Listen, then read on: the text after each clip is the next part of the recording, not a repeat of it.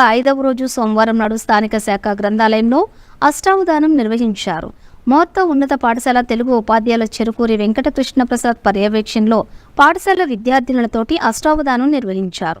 ఈ అష్టావధానంలోని చిరంజీవి జె ప్రసన్నలక్ష్మి అవధానినిగా మరి 8 విద్యార్థులు పృచ్ఛకులుగా పాల్గొన్నారు. అయితే ఈ అష్టావధానం అశాంత ఆసక్తిగా నడిచింది. అయితే ఈ సందర్భంగా తెలుగు ఉపాధ్యాయులు చెరుకూరి వెంకటకృష్ణ ప్రసాద్ మరియు అవధాని చిరంజీవి జె ప్రసన్నలక్ష్మిలను గ్రంథాలయ అధికారి గుర్తికొండ కృష్ణారావు, గ్రంథాలయ అభివృద్ధి కమిటీ సభ్యులు ఆకిళ్ల శ్రీనివాస్, రిటైర్డ్ ఆంగ్ల భాష అధ్యాపకులు కోట రామప్రసాద్ డబ్బు, అలాగే ప్రవృత్తులు దృశ్యాలతోటి పుష్పగుచ్చాలతోటి సత్కరించారు. అనంతరం బాలబాలికలకు కోట రామప్రసాద్ ఆధ్వర్యంలో వక్తృత్వ పోటీలు నిర్వహించారు. ఈ కార్యక్రమంలోని బొడ్డేటి శ్రీనివాసరావు, ఈలపర్తి జగదీష్, శ్రీమతి గుత్తికొండ స్రవంతి, వివిధ పాఠశాలల యొక్క విద్యార్థులు పాల్గొన్నారు.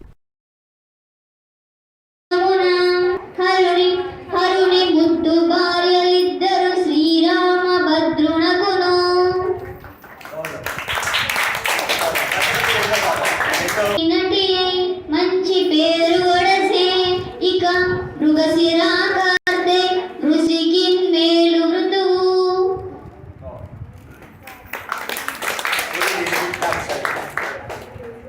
శ్రీ వాకయ్య సతిదయన్ శ్రీ వాకయ్య సతిదయన్ ది విన్యాసంబులు సముదీర్ణములై విద్యా విక్రాంతిన్ గూర్పగా భావుకులు రచించుచుండు పటుకావ్యములన్.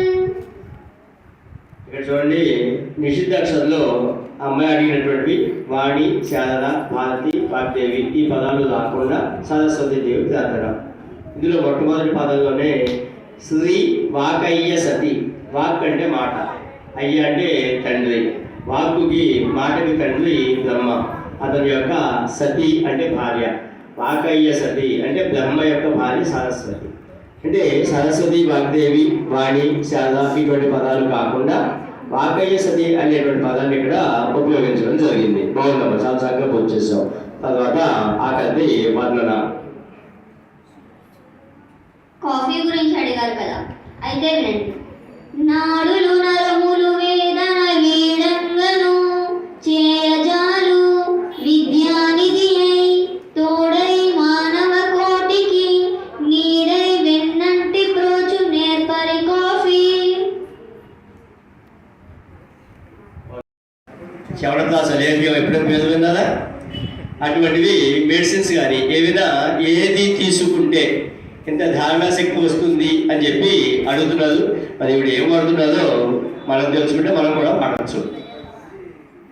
ఏ లేహ్యం వాడకుండానే ఎక్కడ ఎంత మాట్లాడాలో అంతే మాట్లాడితే జ్ఞాపక శక్తి పెరుగుతుందండి.